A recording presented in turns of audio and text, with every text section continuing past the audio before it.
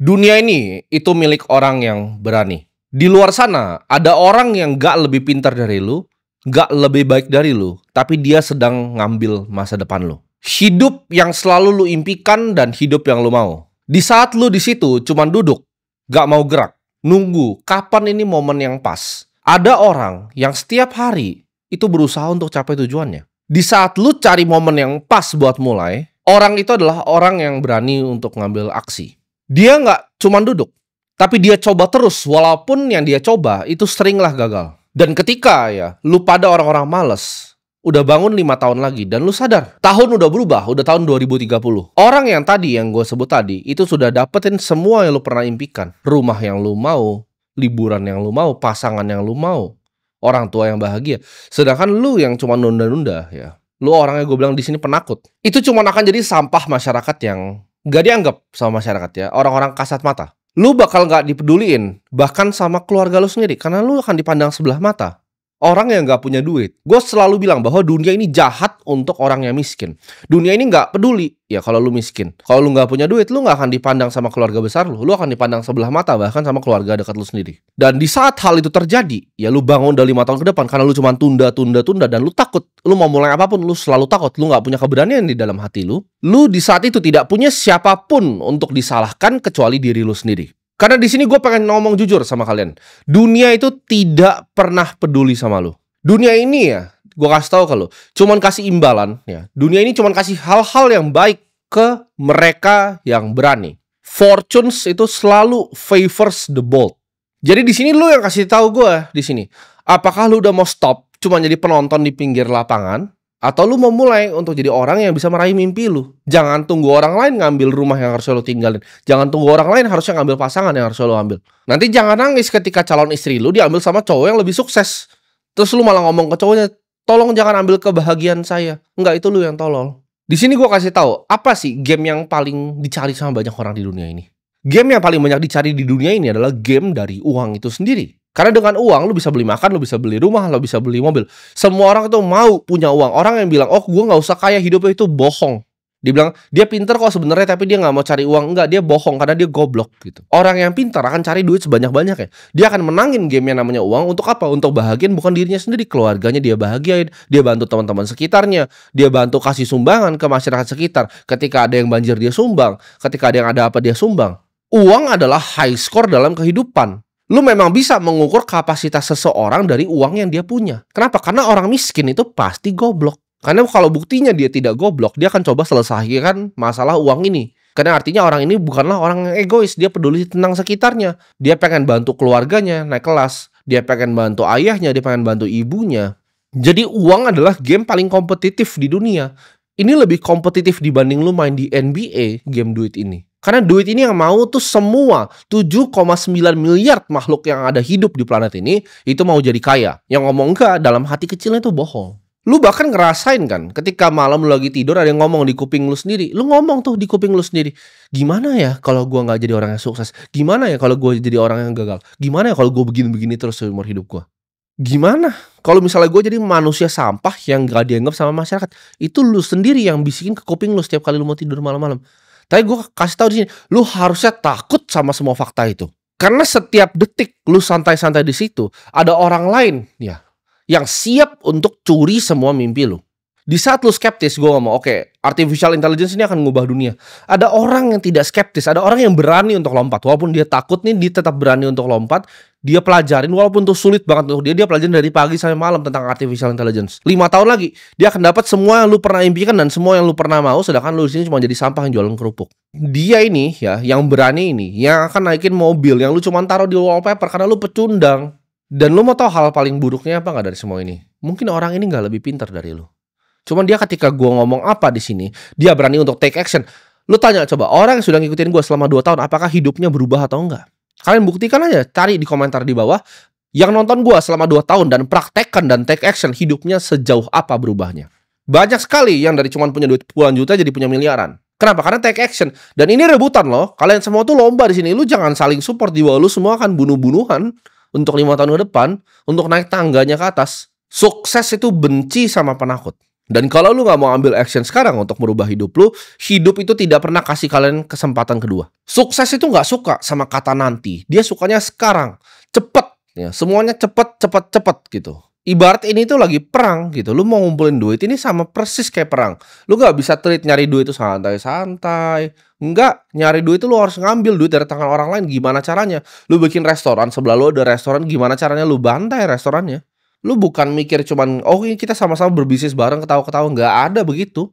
Semuanya mau jadi kaya di dunia ini. Ini kompetisi yang paling tinggi. Ya, uang itu adalah kompetisi paling tinggi. Karena saingan lu 7,9 miliar orang yang ada di planet ini.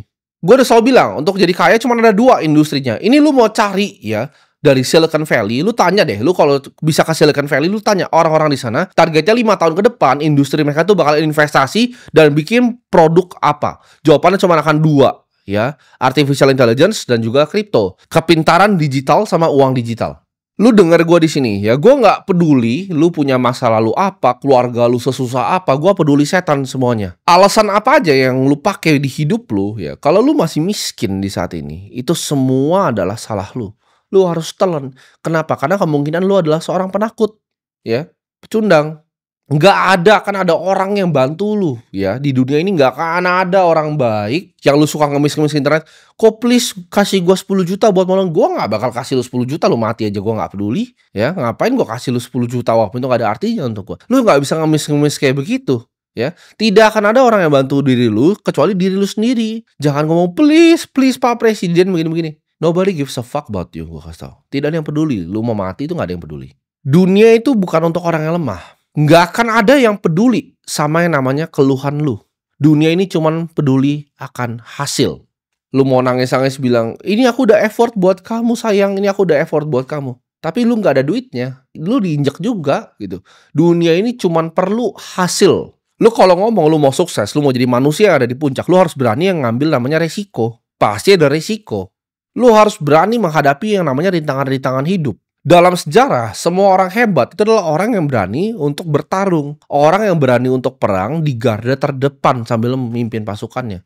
Itu orang-orang dicatat dalam sejarah. Kebanyakan orang tuh hidup dalam ketakutan. Gagal aja takut. Lu udah miskin. Apa yang lu mau takutin untuk gagal? Lu duit juga belum punya. Lu takut dikritik sama orang, ya kan? Lu pelajarin kripto, dibilang, kripto scam gitu kan. Lu takut dikritik gitu. Bahkan gue sering kali gitu denger liat konten-konten gue, ketika dipotongin sama orang-orang, banyak yang komentar begini, Timothy itu kalau motivasi gue suka dengerin, tapi kalau kripto nggak dulu. Itu lu goblok atau apa? Itu lu maunya dari planet mana? Lu nggak ngerti semua, lu nggak paham apa yang gue mau coba sampein di sini kalau lu ngomong seperti itu. Lu bilang lu mau dengerin motivasi gue, tapi kalau ngomong kripto nggak. Seolah-olah kripto tuh suatu barang yang aneh gitu. Enggak, ini masa depan. Lu antara lu belajar atau lu mati nanti. Gue cuma kasih tahu ini cuma barang masa depan. Semua lu lihat ya, uang yang lu pakai itu semua akan pakai blockchain. Kenapa? Karena gue yang diundang untuk audiensi di sana, untuk ngasih saran. Gue tahu ini akan jadi blockchain semua. Lu jangan goblok gitu. Ketika lu berada di zona nyaman yang sama-sama seperti semua orang ya, lu akan ada di posisi yang sama dong sama mereka. Lu nggak bisa ekspektasi lu lakuin hal yang sama-sama semua monyet-monyet sampah lakuin, dan hidup lu berubah nih dari monyet-monyet sampah ini. Karena gue bilang, artificial intelligence ini akan jadi next evolusinya dari manusia. Ini akan bikin manusia pintar jadi super pintar. Efeknya apa? Manusia-manusia yang tidak pintar ini akan dibuang ke pinggir jalan. Lu mau kaya, ya ambil resiko. Lu mau dihormatin orang, ya tunjukin taring lu. Lu mau kehidupan yang seru, ya berani dong ambil keputusan sulit. Setiap pemenang di planet ini, ya pernah ngerasain apa yang lu rasain. Pernah capek, pernah males, pernah hilang fokus, pernah kena distraksi, pernah takut, tapi mereka tetap jalan. Bedanya sama lu. Itu bedanya pemenang sama lu.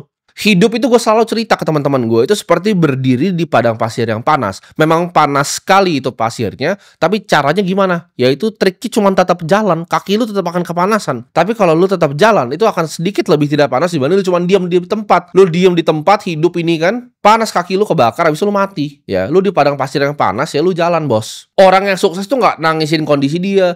Tolong pemerintah, gue miskin gitu. Tolong bansos. Mereka nggak begitu. Mereka lihat nih, oke, kondisi gue seperti apa. Oke, gue miskin, keluarga gue nggak bisa makan. Gue harus ngapain? Itu yang mereka pikir. Orang yang berhasil bangun kerajaan-kerajaan di dunia ini ya, orang yang berhasil ya conquer benua-benua. Lu pikir mereka datang dan dilahirkan ke hidup ini untuk kayak saya mau jadi orang yang bahagia? Enggak. Mereka adalah orang pemberani. Orang yang mengubah sejarah. Napoleon, Genghis Khan. Apakah lu pikir mereka itu datang ke dunia untuk happy-happy? Tidak. Mereka datang ke dunia, dilahirkan untuk mencatat sejarah. Lu bilang, oke, gue pengen bang punya hidup kayak lu. Lu berani korbanin apa yang gue korbanin nggak? Lu seberani gue nggak? Karena kebanyakan orang di dunia ini tuh pecundang. Ini gue kasih satu contoh. Kasus yang udah beberapa bulan lalu, waktu gue tonton itu, jadi ada satu orang ya, suruh anak orang lain tuh gonggong di depan bapaknya. Ini gue tidak sama sekali membenarkan kelakuannya ya. Tapi maksud gue ini adalah contoh dari orang pecundang. Dia intimidasi, suruh anaknya gonggong dan bapaknya di situ. Gue misalnya gue di posisi bapaknya, gue tidak punya kuasa, gue tidak punya uang, tapi ada yang begitu anak gue, itu gue jamin cacat seumur hidup orangnya di depan gue. Ya gue nggak peduli dia mau bawa beceng, dia mau bawa 10 orang, pasti gue bikin cacat. Ada batu pun situ gue bikin cacat dia. Orang tuh kebanyakan penakut. Lu ada masalah lu lari, lu biarin anak lu menggonggong di depan orang. Itu gimana coba lu jadi bapak seperti itu? Gimana cara lu ngaca di depan kaca ketika lu tidak berdaya, anak lu disuruh gonggong? Itu hidup ini isinya orang-orang begitu. Jadi gampang banget kalau mau jadi kaya lu tinggal bunuh orang-orang begitu. Lawan lu cuma orang-orang begitu, pecundang gitu loh. Gua setiap pagi itu bangun dengan mentalitas perang. Lu harus bisa bunuh secara harafiah ya orang-orang ini semua. Cara mereka itu penakut gitu. Mereka mau mulai bisnis mereka takut. Aduh, takut. Mau mulai apa? Takut dikritik, takut dikatain temen. Gampang banget. Sikat orang-orang begitu gampang. Lu silahkan pilih hidup lu. Lu mau telan bahwa ini semua memang sulit, atau lu mau bikin hidup lu sendiri kesulitan. Gue selalu bangun pagi dengan mentalitas perang, gue bilang tadi. Ya, gue bangun. Apa yang gue mau kerjain? Hari ini apa yang mau gue kongkar nih? Gue mau selesain yang mana dulu? Gue mau serang yang mana dulu nih hari ini? Lu harus tahu bahwa pedang yang paling tajam itu tidak dibangun dalam kesejukan. Pedang yang paling tajam dan paling kuat itu ditempa di dalam api, ya. Ditempa di api, dipalu, ya. Habis itu diapain? Dicelupin lagi ke air, diulang lagi sampai dia jadi tajam sekali dan jadi keras. Udah dicelupin ke air dingin, ditaruh lagi ke api, dipalu lagi, dicelupin lagi, ditaruh ke api, palu lagi. Itu cara bikin pedang. Lu kalau mau jadi pedang yang paling tajam, lu tidak boleh takut sama api, bos. Lu nggak boleh takut sama api, ya. Lu nggak bisa takut juga sama palu. Kalau lu takut sama api, takut sama palu, ya lu nggak bisa jadi pedang. Atau lu cuma mau, gue cuma mau kena api sama dipalu sekali, ya ketika dipakai buat tebas orang, melewat pedang lu, patah pedang lu, nggak kuat. Pedang itu harus ditempa berkali-kali untuk jadi. Jangan takut api, jangan takut palu. Terimalah tantangan itu. Hadapi rasa takut yang ada di depan muka lu, dan jadilah pedang yang paling tajam. Gue selalu bilang kan, impian tuh bagaikan daratan yang ada di ujung sana. Lu itu naik kapal gitu, kapal tuh pasti ada badai. Tapi either lu cuma santai-santai di pantai, nggak jalanin adventure-nya, atau lu decide bahwa gue adalah kapten dari jiwa gue dan kehidupan gue. Gue mau naik kapal ini, gue mau nyampe ke tujuan gue. Kalau misalnya gue nih jadi kapten kapal, gue karam di tengah laut. Yang penting gue hidup dengan cerita. Itu bedanya gue. Itu bedanya pemberani dan penakut yang cuma di pinggir pantai. Takut nggak mau ikut nggak mau ikut. Nanti gimana kalau nggak ketemu daratannya? Nanti gimana kalau makanan kita habis di tengah jalan? Kalau habisnya kita mancing, kita lompat cari gitu. Itu bedanya pemberani dan penakut. Gue kasih tahu di sini ya, keberanian itu bukan berarti tidak punya rasa takut. Gue pun sendiri punya rasa takut. Tapi bedanya apa gue sama lo? Kalau bisa gue jadi bapak-bapak tadi yang gue bilang tadi, anak gue disuruh gonggong. Apakah gue sebenarnya takut? Pasti ada takut. 10 orang kok, mungkin gue pasti mati di sini kalau gue berantem. Tapi bedanya apa? Keberanian itu, ya, ketika lu takut, tapi lu tetap lakukan. Lu berani bertindak meskipun lu dalam kondisi rasa takut. Itu yang namanya keberanian. Ya, bukan yang nggak takut sama sekali. Lu bertindak walaupun ya ada rasa takut di hati lu. Orang yang lemah itu akan selalu ditindas di dunia ini. Ya, dunia itu sudah berubah dari zaman dulu. Kebanyakan orang lemah dan orang ditindas. Lu pernah inget nggak waktu COVID? Ya, waktu COVID itu ada orang, gue pernah inget banget ini, ada di TV soalnya. Ada orang, ya, dia naik mobil, dia di stopin, istrinya disuruh pindah ke belakang. Waktu itu dia marah-marah, dibilang karena saya udah pakai masker, saya sudah pakai hand sanitizer, saya tidak mau pindahin istri saya ke belakang. Karena saya juga tidur sama istri saya, gak ada masalah, dan istri saya kenapa nggak boleh di depan mobil. Waktu itu banyak yang komentar jelek terhadap orang itu. Gue kasih tau. Ya, ketika video itu dipotong-potong ya ke aplikasi-aplikasi sosmed, orang hujat orang itu. Orang bilang seperti ini. Kenapa sih gak mau taat aturannya? Kenapa sih kan itu aturan? Mereka nggak pernah pikir gitu. Lu naik mobil bareng istri lu, terus karena aturan COVID, istri lu disuruh pindah ke belakang. Itu apa gitu? Konsepnya apa? Jelaskan dari medis. Lu coba jelasin ke gue gitu. Apa aturan itu? Gue kasih tahu di sini. Kalian semua bingung kan? Fungsinya apa sih mereka pakai kalian masker dan semua itu? Itu lucu buat mereka. Itu tes apakah lu patuh atau enggak. Lu udah punya semua duit di dunia. Ini tuh cuman bahan lu ketawa. Si monyet ini dia istri kita suruh taruh di belakangnya. Menurut lu, kalau orang yang punya posisi tinggi di negara ini, apakah akan disuruh seperti itu? Tidak. Di sini gue akan bukain ya kebenaran yang ada ke kalian semua. Kebenaran yang tersembunyi dari banyak manusia. Waktu gue ngomong hal-hal seperti ini, lu jangan salah, gue tuh udah punya pemikiran ini dari sejak 2020. Dari 2020 gue udah bacot ke teman-teman sekitar gue tentang hal ini.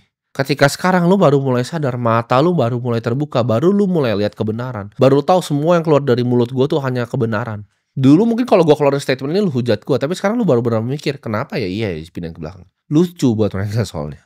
Itu jawabannya. Itu adalah aturan dunia. Yang lemah itu akan selalu tunduk ke yang kuat. Yang penakut akan jadi budak para pemberani. Dan setiap hari lu makin nunda apa yang lu harusnya kerjakan sekarang, lu makin satu langkah lebih dekat ke perbudakan. Hidup ini memilih, lu mau jadi budak atau mau jadi mereka yang berani kan? Gak ada yang maksa kok lu jadi pecundang rendah. Tidak ada yang memaksa lu kok untuk jadi pecundang lemah. Lu yang bikin diri lu sendiri jadi pecundang yang lemah. Itu lu yang pilih.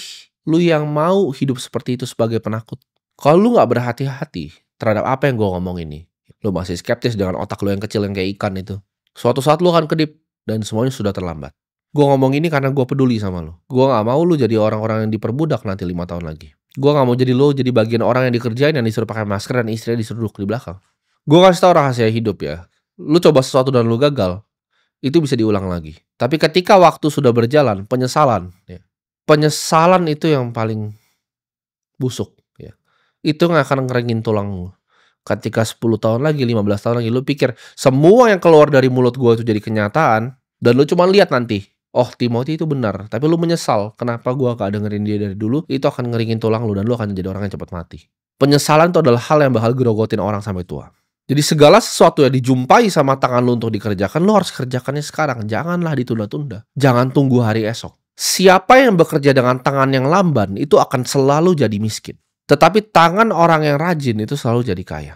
Jangan lu nonton ini sampai 40 tahun lagi terus lu menyesal. Kenapa? Karena by lu umur 40 tahun akan anak-anak muda ya yang umur 20-23 tahun akan bantai lo. Gue pengen kalian di semua sini ya biar kalian bisa dengar apakah yang gue ngomongin kebenaran atau enggak. Yang umur 40 coba silahkan komen hidup lu tuh sekarang seperti apa. Dan yang umur 20-23 coba komentar. Ada yang mungkin lebih kaya dari lu umur 40 karena gak pernah ketemu gue. Ya lu kurang hoki aja zaman lu tidak ada gue. Tapi anak-anak muda ini akan ambil semua piring nasi lu, gue kasih tau. Yang umur 22, 23, 25 ini akan ambil semua piring nasi lu. Ya anak-anak lu susah ntar makannya. Ini diambil sama anaknya muda. Coba lu komentar, uang lu berapa? Umur 40 di sini. Bandingin coba sama yang 25 di sini. Lu akan kaget sendiri nanti. Jadi anak-anak muda jadikan yang 40 itu sebagai contoh. Mereka tidak ada hoki, tidak ada orang yang lahir seperti gue di zamannya. Kalian semua ini harus merasa beruntung. Ada orang yang udah melihat cahaya dan mau tuntun lu ke dalam sana. Jangan lalu merasa pinter. Lu ngerasa oke, gue tuh pinter tapi gue deserve more di hidup ini. Jadi pejuang Twitter gitu kan. Rasanya lu pinter, lu kaum intelektual. Padahal lu miskin, ya artinya miskin goblok kan. Padahal di hati lu, buka hati terdalam lu tahu ya, lu cuma pecundang yang sampah. Ketakutan itu adalah penyakit. Ya penyakit wabah yang menyebar. Itu akan nyebar ke semua badan lu, ketakutan itu. Itu yang mengontrol lu setiap harinya. Lu gak mau ini karena lu takut, lu gak mau ini karena lu takut, lu gak mau coba lu karena takut, lu gak mau belajar karena takut, semua takut. Jadi anak-anak muda di sini dengerinlah gua. Ya, jangan sia-siain waktu muda lu, jangan lu buang waktu yang paling berharga di hidup lu. Jangan seperti orang 40 tahun yang jadi sampah masyarakat. Uang dan kekuasaan itu harus diambil. Power must be taken. Lu harus berani untuk ambil resiko di dunia ini. Dunia sudah berubah. Mereka yang berani akan menang, dan mereka yang takut akan dihapuskan dalam sejarah. Gua itu dulu sama persis seperti kalian semua yang nonton ini. Gua ngerti perasaan kalian. Maka di sini gue pengen bantu kalian. Gue ada di posisi di mana gue kerja, rasanya uang gue nggak nambah. Semua barang di sekitar gue rasanya tambah mahal. Gue nggak ngerti ini apa yang terjadi, ini gue yang goblok atau apa. Kok rasanya gue kayak lari di tempat. Gue pernah ada di posisi itu. Gue pengen ngasilin duit, tapi malah dicemooh sama orang-orang terdekat. Nggak dianggap, dikira orang yang aneh, dikira anak yang aneh, dibilang nakal sama sekolah, dibilang sama guru masa depannya mau jadi apa. Gue pernah ada di posisi itu semua. Jadi gue ngerti perasaan kalian seperti apa. Tapi setelah gue benar-benar pelajari ya. Karena di kondisi itu, gue tidak mau stay di situ. Gue memberanikan diri untuk mempelajari tentang dunia. Setelah gue lihat sistem keuangan seperti apa, gue pelajari sampai ujungnya. Di situ gue melihat kebenaran. Dan ini sesuai janji gue pada Tuhan gue sendiri. Gue janji, ketika gue sudah jadi triliuner, gue akan sharing semua ilmu yang gue punya untuk bantu-bantu orang-orang yang dulunya persis di posisi gue. Lo enak ada gue. Dulu gue tuh sulit sekali untuk mencari. Gue sulit sekali mencari informasi. Di situ gue berjanji untuk bebasin lu semua ya, yang jadi budak dari sistem finansial yang busuk ini, supaya hidup lu itu nggak menderita dan dirantai lagi sama uang setan ini. Ketika gue sudah melihat kebenaran, gue tidak punya pilihan lain selain melawan sistem ini. Jadi buat lu yang berani, ini semua tuh adalah pergerakan. Ini bukan cuman konten, ini juga bukan cuman channel YouTube. Tapi ini adalah cara gue untuk membagikan apa yang gue ketahui dan kebenaran yang gue tahu.